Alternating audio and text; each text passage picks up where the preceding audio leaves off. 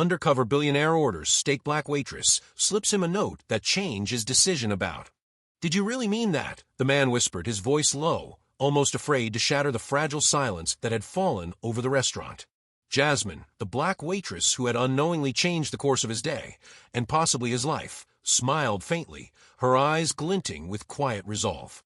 She held a small folded note in her hand, the words inside written in her careful, looping script. "I did," she said softly, sliding the note across the polished oak table. "Sometimes people need to be reminded of what matters before it's too late." The man hesitated, staring at the folded square as if it were a ticking bomb. He had been sitting there for nearly 20 minutes, his expensive steak untouched, his fork hovering mid-air. He wasn't just anyone. He was Maxwell Carrington, CEO of one of the largest multinational corporations in the world. But today, undercover, he was just a man, tired and frustrated, sitting alone, hoping for a quiet meal. Jasmine had served him countless tables before, but something about the way he carried himself, even now in plain clothes, told her this was more than a regular diner scenario.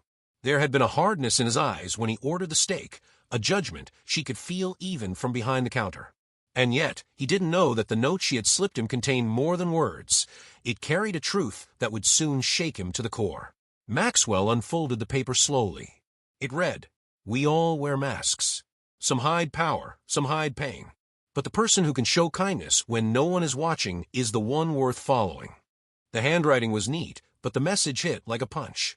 He stared at the words, his chest tightening. He had spent years building his empire, making decisions that affected millions, yet he rarely stopped to think about the human impact of those choices. And now, from a stranger in a small diner, he was being forced to confront the reality he often avoided. Jasmine watched him quietly from across the room, her posture relaxed, but her mind racing. She had noticed him slip into his usual habit of scanning the room, analyzing every detail, even noticing small inconsistencies in the menu layout. Maxwell had that observer quality, the same one she had seen in CEOs, politicians, and world leaders. But today, he wasn't acting like a billionaire, he was vulnerable. And she realized that this was her chance to reach him. He looked up at her, his eyes searching, trying to decode her intent. "Who are you?" he asked, his voice softer now, almost fragile. Why did you write this for me?" Jasmine's lips curved into a small, knowing smile. "Because I can see when someone's lost themselves in what they think matters," she said. "Money, power, control, none of that lasts. But moments like these, they define a person." Maxwell leaned back, the weight of the words pressing down on him. His hands, normally steady and commanding, trembled slightly as he reached for a glass of water in front of him. He had never experienced anything like this, a stranger seeing him so clearly, understanding the emptiness behind the achievements. "You have no idea who I am," he said, almost as a warning. But even he could hear the tremor in his own voice. "No," Jasmine replied calmly, "but I see who you could be." He stared at her, confused yet intrigued. He wanted to laugh, to brush it off as some random act of kindness, but something about her gaze, steady and unwavering, held him captive. There was no judgment, no pretense, just honesty. And in that honesty, he felt something he hadn't in years: hope. The restaurant buzzed around them, waiters hustling, plates clattering, but in their corner, time seemed to slow. Maxwell looked down at his untouched steak. It had been perfectly cooked, seasoned to perfection, but now it felt meaningless. What good was a meal if you couldn't savor it with someone who understood the person you truly were? Jasmine stepped closer, keeping her voice low, so only he could hear. "You're not just a customer. You're someone who can make a difference. You just need to remember what that really means." Her words hit harder than any boardroom lecture, any motivational speech he had ever attended. He'd spent decades shaping his company, controlling markets, dominating deals, but in that moment, he realized that all the power in the world couldn't teach him empathy. Only a moment like this, a simple human gesture, could. He reached out, hesitating, and picked up the note again, folding it carefully and tucking it into his jacket. The weight of it felt heavier than his gold watch, heavier than the titles he carried. And yet, it was a weight he welcomed, a reminder that he had been given a rare chance to see himself through someone else's eyes, and to decide whether he wanted to continue the same path or change course. Jasmine returned to the counter, her hands deftly arranging plates, but her heart raced. She didn't know if Maxwell would act on the message or dismiss it once he left. But she had done her part. Sometimes she thought the hardest thing in the world is to plant a seed and wait for it to grow. Minutes passed, the clatter of the restaurant fading into a dull hum around him. Maxwell finally stood, adjusting his jacket, a thoughtful frown etched on his face. He walked over to Jasmine, the crowd parting instinctively. "Thank you," he said quietly, his voice carrying a sincerity she hadn't expected. "For the note, and for reminding me that there's more to life than what I've been chasing." Jasmine nodded, a faint smile tugging at the corners of her lips. "Just remember, sir, it's never too late to start seeing people, not just profits." He paused at the door, glancing back at her one last time. In that moment, he made a decision, a choice that would change the trajectory of not just his company, but countless lives. The note had done more than nudge him. It had awakened something inside him that he had long buried. As Maxwell stepped out into the crisp evening air, Jasmine watched him go, her heart swelling with an unspoken hope. She didn't know the full story, but she knew one thing. Sometimes one small act of courage, one handwritten note, could shift the course of life in ways no one could predict. And for Maxwell Carrington, that note was only the beginning. The evening air was crisp as Maxwell Carrington walked out of the diner, the folded note still tucked into his jacket. His mind raced, replaying Jasmine's words over and over. It's never too late to start seeing people, not just profits. He had spent decades chasing numbers, contracts, and power. Yet tonight, a stranger's simple act had cut through every armor he had built around himself. As he approached his car, a sleek black sedan parked across the street, his phone buzzed urgently. The name flashing on the screen made his stomach tighten. Alastair Finch, board member and longtime client. "Carrington," Alastair's voice boomed as soon as Maxwell answered. "We have a situation. The Barcelona deal, it's collapsing. The client is furious. If we don't act fast, we lose over $50 million in projected revenue. I need you in the office now." Maxwell's eyes narrowed.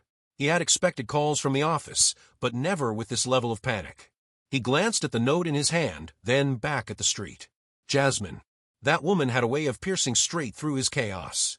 For a fleeting moment, he wished she were there, guiding him like she had in the diner. "I'm on my way," he said firmly, tucking the note back into his jacket. "And Alastair, I want full details the moment I step in." By the time he reached his office, chaos had already taken over.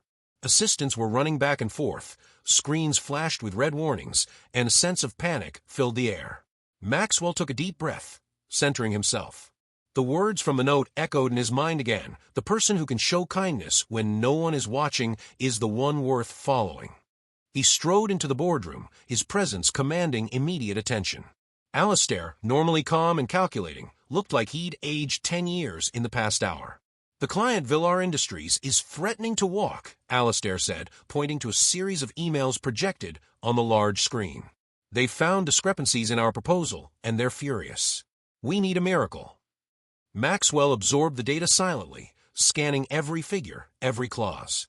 He could feel the old instincts kicking in, the ones that demanded solutions, numbers, and strategies, but he resisted the urge. Instead, he paused, letting the weight of the moment settle in.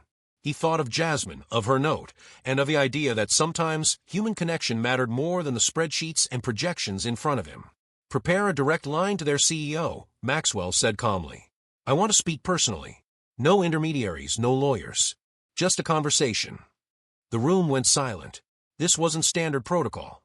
High-level clients like Villar Industries rarely allowed casual calls, let alone conversations, without their legal teams present. But Maxwell wasn't thinking like the old Maxwell. He was thinking like the man who had been reminded that empathy and honesty could be more powerful than fear and intimidation. Within 20 minutes, Maxwell was on a video call with the CEO of Villar Industries. On the other side of the screen, he could see a tall, stern man with an expression that could freeze fire. The client was known for being ruthless, with a reputation for walking away from multimillion-dollar deals at the slightest provocation. Maxwell knew he had to tread carefully. "I understand there's been a misunderstanding," Maxwell began, his tone steady but warm. "And I want to fix it, not just because it's business, but because I value our relationship. Let's talk openly, without barriers." The CEO raised an eyebrow, clearly skeptical. "Carrington, this isn't about value. Your documents were inconsistent. We're considering moving to another provider." Maxwell leaned forward, holding the camera steady, and spoke from a place he hadn't before: sincerity. "I hear you. And I'm not here to argue. I want to make this right. But first, I need you to know something about us. Not the company, not the numbers, but the people who work tirelessly behind the scenes. We care about our clients because we care about doing what's right. Not just for profit, but for trust. There was a long pause. Maxwell could almost see the gears turning behind the CEO's guarded expression. Then, unexpectedly, he smiled faintly. You're different from the others, the CEO said, his voice softer now. You don't speak like someone hiding behind contracts. You care. Maxwell swallowed, thinking of Jasmine again, the way her note had reminded him that authenticity mattered. I do, he admitted. And I want to make sure our partnership reflects that. Let's review the details together, openly, and fix anything that needs fixing. No corners, no excuses. The rest of the hour passed like a dance. Maxwell listened, apologized where necessary, and took accountability for every discrepancy. By the end of the call, the deal had not only been salvaged, it had been strengthened. The CEO of Villar Industries even praised Maxwell personally for his approach, something Maxwell had never experienced in decades of corporate dealings. As the call ended, Maxwell leaned back in his chair, a mix of exhaustion and exhilaration washing over him. He realized that the note from Jasmine had done more than just inspire him. It had changed the way he operated, even in high-stakes situations. For the first time, he understood the true meaning behind her words. The person who can show kindness when no one is watching is the one worth following. In that moment, Maxwell decided he wasn't just going to be a CEO who chased profit. He was going to be a leader who remembered the human side of business. He pulled out the folded note again, staring at it. Somehow, it felt heavier now, imbued with a power he couldn't ignore. He had no idea where Jasmine was, or if he would ever see her again. But one thing was clear. Her simple act of courage had changed the course of his life, and perhaps, in time, the lives of countless others. As Maxwell stood and looked out of the office window at the city lights twinkling below, he made a silent vow. He would find her. He would thank her. And he would make sure that her wisdom, the wisdom of a single, brave waitress, would ripple outward, touching everything he did from that moment forward. Little did he know, Jasmine was about to cross paths with him again, this time, in a way that would test not only his newfound empathy, but the very limits of his courage. Maxwell Carrington barely had time to catch his breath after salvaging the Villar Industries deal when his phone buzzed again. The screen displayed an unknown number. Something about it made his chest tighten, not from fear but anticipation. He answered, "Hello, Mr. Carrington." The voice on the other end was soft, familiar, yet laced with authority. "This is Jasmine." Maxwell froze, his mind racing. Jasmine? The waitress. The woman whose note had shifted something deep inside him. Jasmine? How did you? "I've been trying to reach you," she said, cutting him off gently. "I need to see you. It's urgent." Before he could respond, she hung up. The line went dead. Maxwell stared at the phone, pulse quickening. Something told him this wasn't casual, it was important. He didn't know what awaited, but instinct screamed that he couldn't ignore it. Within 30 minutes, Maxwell found himself stepping off a private car outside a quiet, unassuming community center on the outskirts of the city. There were no cameras, no flashing lights, just a simple brick building with a modest sign, Hope and Horizons Community Center. Inside, Maxwell spotted her immediately. Jasmine stood at the front, surrounded by children, handing out small packets of school supplies. The same warmth, the same resolve, radiated from her. But there was something else in her eyes now, urgency, a mix of fear and determination. "Maxwell," she said, noticing him enter. "You came." "I did," he replied, trying to steady his voice. "You said it was urgent. What's going on?" She hesitated, then motioned for him to follow her into a small office at the back. The air smelled faintly of books and crayons, a stark contrast to the sterile corporate offices he was used to. "They've threatened the center," Jasmine said immediately. "The city council is trying to shut us down. They claim zoning violations, budget issues, and, well, they're lying. Someone powerful doesn't want this center to exist. But I can't fight them alone." Maxwell felt a pang in his chest. He had thought he understood struggle, cutthroat deals, hostile negotiations, but this? A community center helping kids, facing closure because of greed and politics? It ignited something inside him he hadn't felt in years. "Why are you telling me this?" he asked, unsure if it was his business or hers. "Because," she said, eyes locking onto his, "I saw something in you before anyone else did. You listen differently. You see differently. And I think you can help. Maxwell sat down, processing the enormity of what she had just said. He wasn't sure why he felt compelled to help. Part of it was guilt, part of it was admiration, but deep down, he knew she was right. He could make a difference here in a way money alone never had. Just then, the office door rattled. Maxwell's head snapped toward it as two men in dark suits slipped inside, their expressions cold and professional. "Mr. Carrington," one said smoothly, "we need to talk about your involvement here. You don't have any jurisdiction over this center." Maxwell felt the old instinct surge, the one that thrived on control, authority, and dominance, but he fought it down. He looked at Jasmine, whose small hand rested on a stack of papers, ready to confront the intruders. "You have no right to intimidate anyone," Maxwell said firmly, standing up. "This center belongs to the people it serves. And right now, I'm making it my business." The taller man smirked, reaching into his jacket. "I think you'll find that you don't have a choice, Mr. Carrington. Powerful people don't like meddling outsiders." Maxwell felt a chill, but also clarity. He reached into his pocket and touched the folded note Jasmine had given him. The words from that simple slip of paper coursed through his veins. The person who can show kindness when no one is watching is the one worth following. He squared his shoulders. "I'm not an outsider. I'm someone who's finally starting to see people, not profits. And I'll do whatever it takes to protect this place and everyone in it." The men exchanged a glance, realizing that the usual intimidation tactics wouldn't work on him. Maxwell had changed, and they hadn't accounted for it. Suddenly, the door burst open again.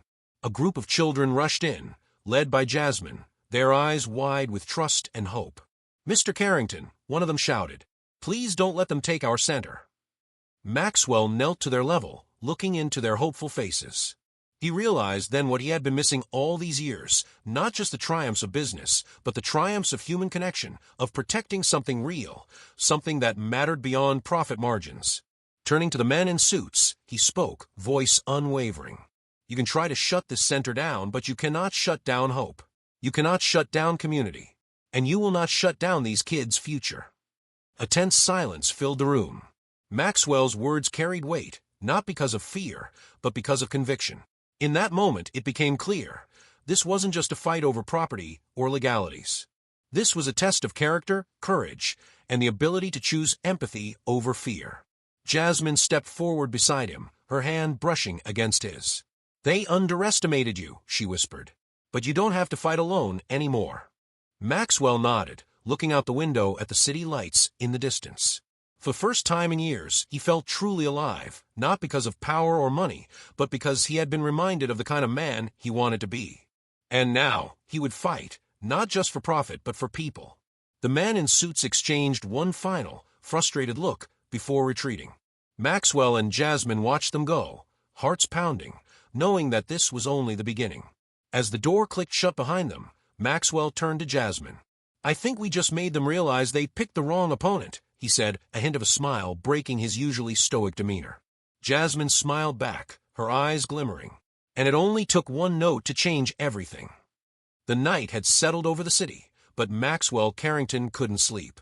Images of Jasmine's eyes, the children's hopeful faces, and the men in suits haunted him. He had thought closing the deal with Villar Industries would be the high-stakes challenge of the day, but saving the community center had awakened something far more personal. His phone buzzed again. An encrypted message from an unknown number flashed. "Meet me at the old warehouse on 12th Street. Come alone, or the center closes for good." Maxwell's pulse quickened. He didn't like threats. He'd spent a lifetime neutralizing them, but this one felt different. Personal. Insidious. And he had a gut feeling it was someone closer than he expected. He didn't tell anyone, not Alistair, not Jasmine. This time, he had to handle it alone. The warehouse was abandoned, dimly lit, shadows stretching across the cracked walls. Maxwell's heart pounded as he stepped inside, his mind racing through every possible scenario. "Carrington," a smooth, mocking voice called from the darkness. "I didn't expect you to take the bait so quickly." From the shadows, a familiar figure emerged, none other than Marcus Linden, Maxwell's longtime business partner and confidant. Maxwell's brow furrowed. "Marcus, what are you doing here?" Marcus smiled, but there was no warmth in it. "Oh, you think I care about profits like you?" "No, Max. I care about control. And this little center, it's in my way." I need it gone. And I thought you'd handle it nicely for me. But you're starting to change. And that's a problem. Maxwell's mind raced. Betrayal cut deeper than any threat. Marcus had been by his side for years, a partner in countless deals, always whispering strategies, always sharing victories. And now, he was the enemy. Why, Marcus? Why destroy something that helps kids? Maxwell demanded, voice rising. Because it's about leverage, Max, Marcus replied coldly. It's about power. You think you're a new man, showing empathy and all that sentimental nonsense, but the world doesn't reward sentiment. It rewards control. And I plan to control everything you've built, including this little charade you call morality. Maxwell's jaw tightened. For a moment, he felt anger boiling, the old instincts screaming for retaliation. But then he thought of Jasmine, the note, the children, and he realized that this fight wasn't about revenge. It was about protecting something real, something pure, something worth fighting for. I won't let you hurt them, Maxwell said, his voice steady, resolute. No matter what you think, no matter who you are, I will protect them. Marcus laughed, a sharp, grating sound that echoed through the warehouse. Bold words. But you're alone. Where's your little waitress friend now? Hiding behind you, praying for a miracle. Maxwell's mind raced. Could he call for backup without revealing Jasmine's location? Could he outmaneuver someone who knew all his strategies, all his moves? The answer came to him like lightning. Maybe she's not hiding, Maxwell said slowly, stepping closer. Maybe she's the reason you're here. Maybe she's the one who saw through you before I ever did. Marcus's eyes narrowed. What are you talking about? Maxwell reached into his pocket and pulled out the folded note Jasmine had written, the one that had changed his mind, that had reminded him of what mattered. This. A single act of courage, a reminder that humanity matters. That's why you failed before, Marcus. You think power can buy everything, but some things are priceless. Marcus's smirk faltered for a fraction of a second. Maxwell seized it. He moved with precision, using the warehouse shadows to his advantage, dodging the sudden swing of a metal pipe Marcus wielded. The fight was intense, a clash of wills and strategy, more mental than physical, as Maxwell leveraged his quick thinking and newfound resolve to outmaneuver his longtime friend turned foe. Finally, Marcus stumbled, crashing against a stack of crates. Maxwell pinned him down, breathing heavily, the adrenaline coursing through his veins. This ends now, he said firmly. You're done. Marcus glared up at him, defeated for the first time in years. You'll regret this, he hissed, but there was no bite in the threat. Maxwell stood, his chest heaving. He looked around the warehouse, the shadows now calm, the silence settling in. He knew this confrontation was only the beginning, but for tonight he had won. For Jasmine, for the children, for every person counting on him to do what was right. As he stepped outside, the cool night air washing over him, Maxwell realized something profound. The world had tried to shape him into someone cold, calculating, ruthless. But one note, one act of courage, had reminded him of his better self. And now, even when faced with betrayal, he was finally living as that man, the man who would fight for what mattered, no matter the cost. He pulled out his phone and sent a simple message to Jasmine. We need to talk. There's more you need to know. I'll explain everything tomorrow.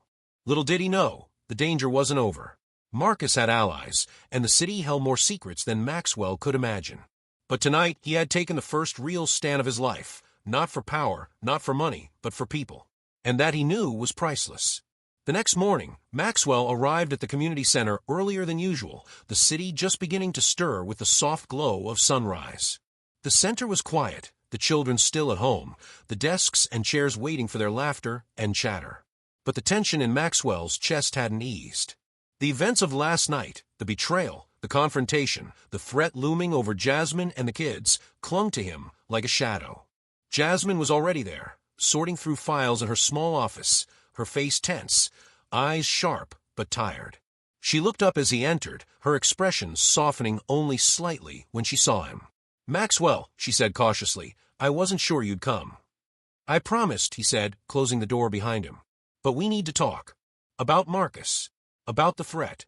About everything. And I need to understand something about you. Her lips pressed together, a faint tremor in her hands as she set down a folder. Maxwell noticed it immediately. He had seen fear before in boardrooms on trading floors, but this was different. Personal, deep-rooted, almost hidden. You don't have to tell me if you're not ready, he said softly, taking a careful step closer. "But I need to know why you were at the diner yesterday. Why you wrote that note." Jasmine looked away, biting her lower lip. The quiet of the office seemed to stretch for a long moment before she spoke, her voice barely above a whisper. "I didn't just write that note randomly," she admitted. I've been through something similar. Someone I cared about, a man with power, influence, he lost himself. I watched him make choices that hurt people, hurt families, hurt communities. And I couldn't let that happen again.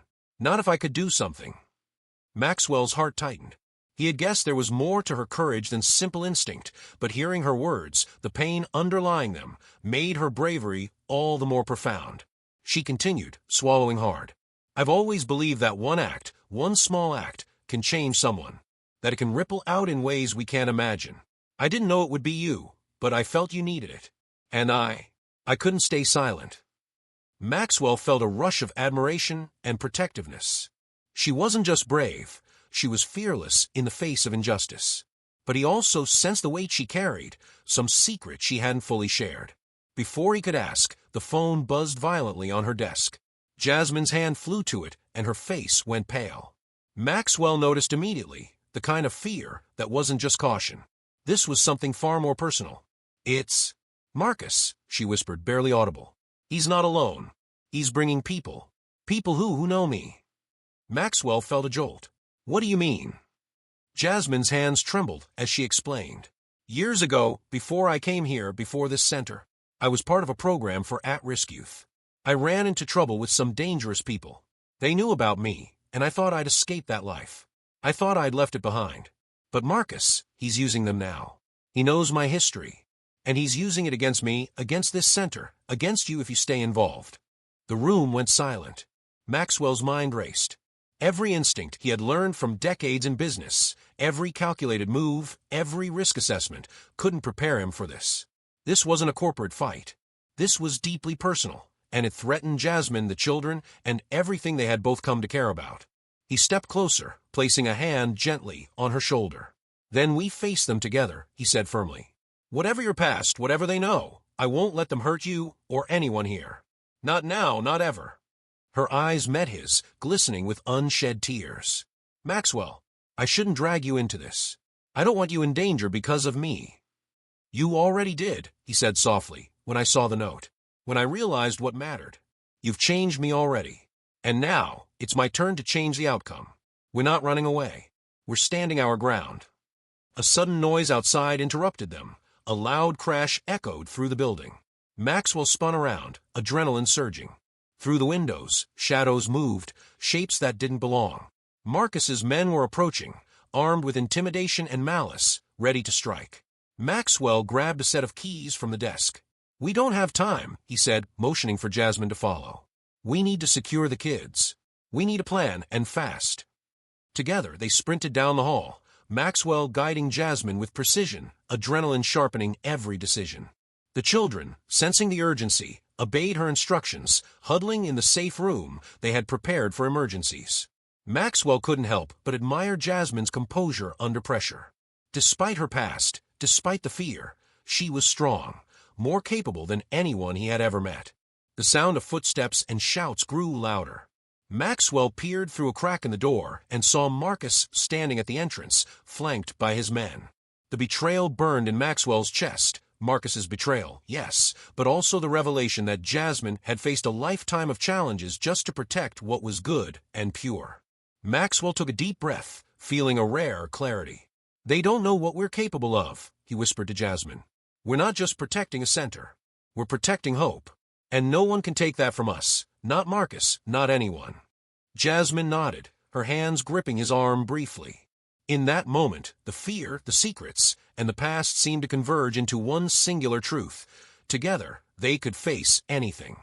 The door rattled again. Marcus's voice boomed through the hall. "Step aside, Carrington. This is your last chance." Maxwell straightened, his eyes locking onto Jasmine's. "No," he said firmly. "Not today. Not ever." The air thickened with tension. The confrontation was imminent, the stakes higher than ever, and the emotional weight of Jasmine's past combined with Maxwell's newfound courage set the stage for a showdown that would change everything. Outside, the city lights shimmered, oblivious to the drama unfolding in the small center. Inside, two people, united by courage, were about to confront betrayal, danger, and a truth that would test everything they believed in. And in that moment, both knew one thing for certain. The outcome of this night wouldn't just define their lives, it would define the future of everyone depending on them. The sound of the crashing door echoed through the community center, followed by the heavy footsteps of Marcus and his men. Maxwell Carrington positioned himself in front of Jasmine and the children, his heart pounding, his mind laser-focused. Every lesson from the past few days, the note, the Villar Industries deal, the confrontation in the warehouse, had led to this moment. Marcus stepped forward, a cruel grin spreading across his face. "So this is the new hero," he sneered. "The man playing savior for a community center and a girl with secrets." Maxwell didn't flinch. "I'm not just playing," he said, voice firm and steady. "I'm standing for what's right. And if you try to harm anyone here, you'll regret it." The tension in the room was palpable. Marcus's men advanced, but Maxwell had anticipated this. He had prepared the center with hidden exits, alarms, and phone lines to alert the authorities. Every child had been secured in a safe room, guided by Jasmine, whose hands shook only slightly. Then Marcus laughed, harsh and grating. "You think you're ready for this? You think your little acts of kindness can protect you from what's coming?" At that moment, the unexpected happened. From the back of the center, a fleet of black SUVs rolled up silently, lights off. Uniformed officers and city officials, alerted anonymously by Maxwell earlier, surrounded the building. Marcus's expression flickered, the smug confidence wavering for the first time. "Impossible," he muttered, realizing his plan was unraveling.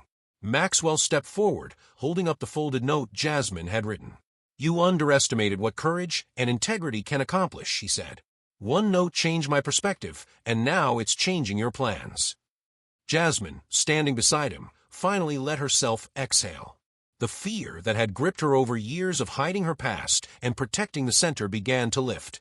For the first time, she felt truly supported, truly seen, not just by Maxwell, but by the universe conspiring to protect the vulnerable. Marcus's men tried to fight, but the officers moved swiftly, disarming and restraining them. Marcus himself was cornered, realizing too late that power without conscience is fragile. Maxwell approached him, calm but unyielding. "This ends now," Maxwell said quietly. "You wanted control. You wanted fear. But you forgot one thing. Integrity, courage, and humanity always win in the end." Marcus's shoulders slumped.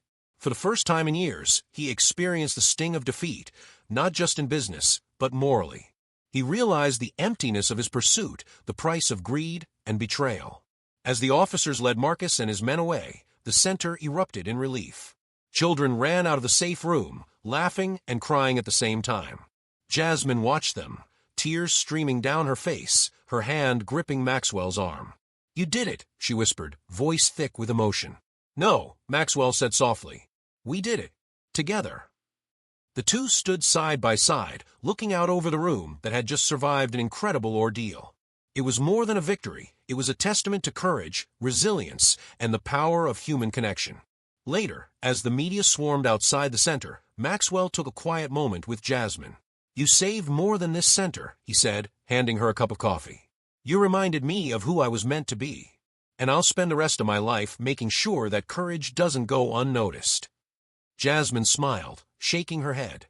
"I only wrote a note. You changed everything with your actions." Maxwell chuckled softly. "No, it was both of us. One note, one stand, one decision, it created a ripple. And sometimes ripples turn into waves that change everything." For the first time, Jasmine allowed herself to hope. Hope not only for the center, for the children, but for herself. She had spent years protecting others, hiding her past, fearing exposure. But now, she realized that honesty, courage, and trust could not only protect her, they could elevate everyone around her. In the weeks that followed, the community center thrived. Maxwell, using his influence and resources, helped expand the programs, funding scholarships, mentorships, and opportunities for the children. Jasmine continued leading the center with her unwavering dedication, now supported openly by Maxwell and the city. And sometimes when she looked at Maxwell, she would smile at the memory of that first note, the small, folded piece of paper that had set off a chain of events neither of them could have imagined. A single act of courage, a small spark of belief, had changed not only one billionaire's heart, but the lives of an entire community. Maxwell, standing beside her during a ribbon-cutting ceremony for a new wing of the center, whispered quietly, "Thank you. For trusting me, for believing that I could be better." Jasmine smiled back, her eyes glistening. "No, thank you. For choosing to see what really matters." The sun rose over the city, casting a golden light across the center. The children laughed, the staff smiled, and Maxwell and Jasmine looked on, knowing they had faced betrayal, danger, and the shadows of the past, and had emerged stronger, united, and determined. It was more than a victory. It was a lesson that courage, integrity, and compassion are the most powerful forces in the world. And sometimes all it takes is one small act to ignite a chain reaction that changes everything. The note, once a simple slip of paper, now symbolized hope, redemption, and the unstoppable force of human kindness. And for Maxwell and Jasmine, it was just the beginning.